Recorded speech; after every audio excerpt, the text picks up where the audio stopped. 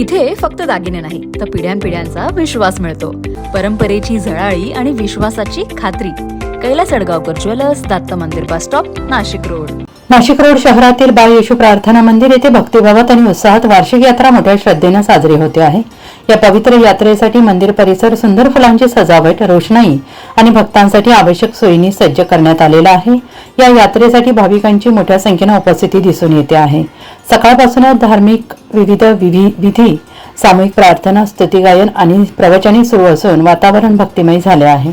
या यात्रेचे प्रमुख धर्मगुरू फादर एरोल फर्नांडिस यांनी भक्तांना मार्गदर्शन करत विश्वास, प्रेम आणि शांततेच्या मार्गावर चालण्याचा संदेश दिला.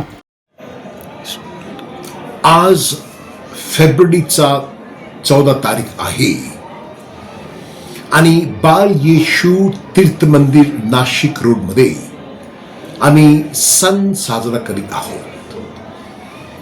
या सणाचा उपदेश विषय आहे की तुम्ही पेरा म्हणजे देव वाढवणार आहे. याचा अर्थ असा की आपल्याला जे करायचं आहे आम्ही नक्कीच केलं पाहिजे. त्यानंतर आम्ही रात्री आरामशी झोपू शकता, सकाळी उठू शकता आणि वाढ होणार आहे, कारण देव आपल्या बरोबर आहे.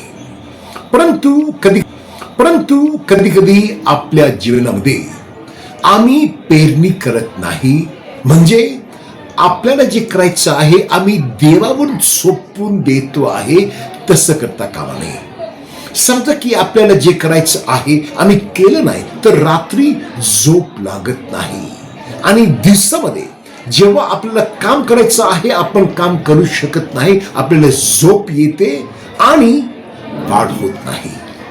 म्हणून या सणाचा एकच उद्देश आहे की समजा की तुम्ही देवावरती विश्वास ठेवता आणि तुम्हाला जे करायचं आहे तुम्ही जर केलं तर नक्कीच श्रद्धा असली, विश्वास असला तर आपण देवावर सगळं काही जे उरलं आपण सोपू शकतो आणि देव बाल येशूद्वारे आपली जी इच्छा आहे, आपली जी मनाची शांती आहे ते नक्कीच पूर्ण करणार आहे.